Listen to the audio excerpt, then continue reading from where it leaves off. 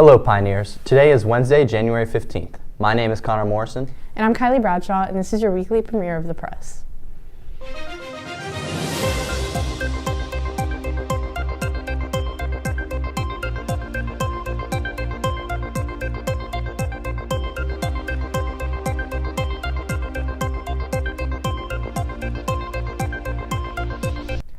Our stories for today consist of the California wildfires, a look into Martin Luther King Jr. Day, as well as what to expect in this year's upcoming presidential inauguration. But first, Abby has some updates on events that took place over winter break. Abby? Of events that have unfolded, such as a terrorist attack in New Orleans, as well as the certification of the 2024 presidential election. So let's get into it. On January 1st, New Orleans, famous for its music, culture, and community, faced a brutal attack which left 14 dead and 35 others injured. In the early morning of Wednesday, January 1st, 42-year-old Army veteran Shahsadin Jabbar plowed through the bustling crowds of Bourbon Street in a Ford F-150. Jabbar soon stopped to get out of his vehicle, where he began exchanging gunfire with local police. He passed away on the scene from injuries obtained during gunfire exchange. Later, the FBI came out with reports implying flags in support of the terrorist organization ISIS were found in Jabbar's truck, and stated that leading up to the attack, Jabbar was actively posting videos on social media in support of the organization. However, investigators believe Jabbar acted alone. On Monday, January 6, Congress officially certified Donald Trump's 2024 election win. His election opponent, Kamala Harris, presided over the event due to the fact that she is current president of the Senate. Following roughly 40-minute-long event, Harris said, quote, "It was obviously a very important day, and it was about what should be the norm and what the American people should be able to take for granted, which is that one of the most important pillars of our democracy is that there will be a peaceful transfer of power," end quote. That's all from me. Now, Maddie takes a look into former President Jimmy Carter's death. Maddie? Hi Pioneers. Today we're going to be taking a deeper dive into former President Jimmy Carter's death. Jimmy Carter, or James Earl Carter Jr., was the 39th President of the United States, serving from 1977 to 1981. He was a member of the Democratic Party and served as the 76th Governor of Georgia from 1971 to 1975. Jimmy Carter had the longest lifespan of any president, becoming the first president to reach the age of 100. He was also the first president to receive a Nobel Peace Prize.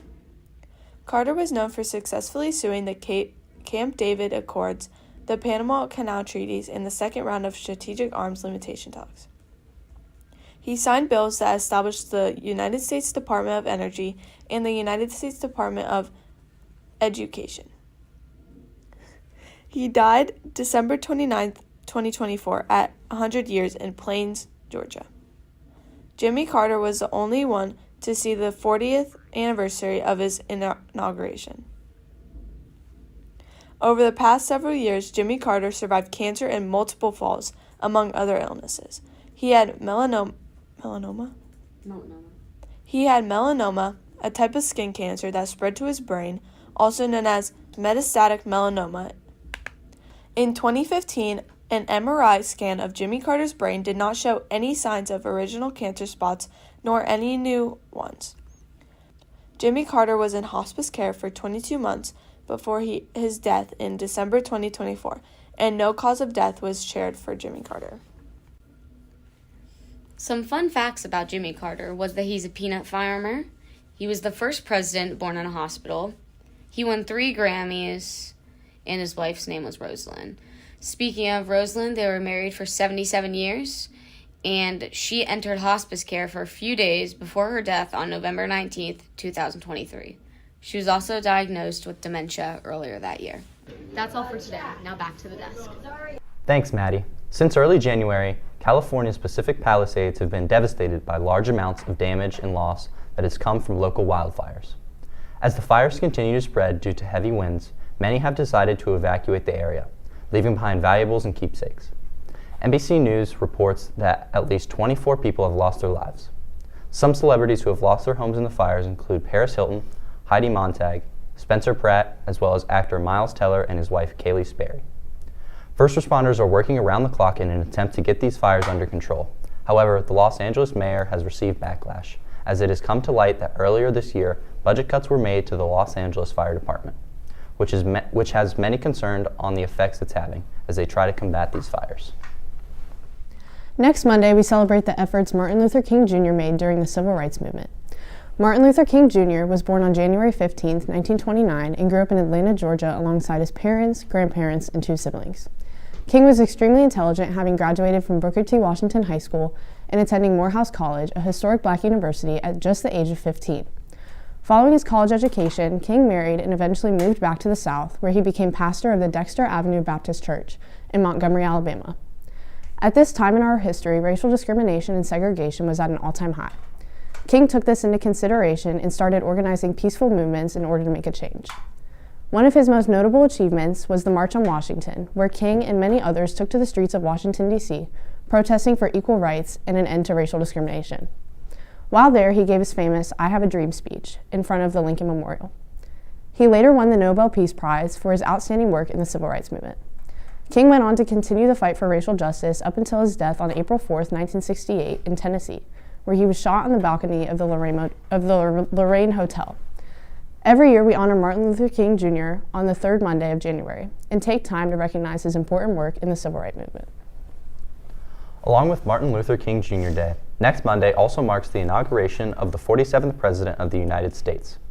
The event will take place at the U.S. Capitol building located in Washington, D.C., and represent the swearing-in ceremony for both the President and Vice President-elect. An estimated 200,000 people are expected to be in attendance. According to the BBC, this includes performers, former presidents, as well as government officials. On Monday, the pop country singer Carrie Underwood announced that she would be performing at Trump's inauguration. In a statement she released to the public, she said, "I love our country and am honored to have been asked to sing at the inauguration and to be a small part of this historic event."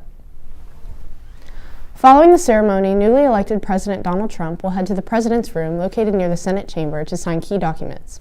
After this, a parade will travel from the U.S. Capitol down Pennsylvania Avenue in celebration of the inauguration ceremony. Later on in the evening, Trump is set to attend 3 inaugural balls: the Commander-in-Chief Ball, the Liberty Inaugural Ball, as well as the Starlight Ball. He is expected to speak at all 3. You can watch the inauguration live on Monday, January 20th, on just about any news network here in the U.S. The ceremony starts early in the morning, with the swearing-in ceremony set to occur around 11 a.m. to 12 p.m. Eastern Standard Time.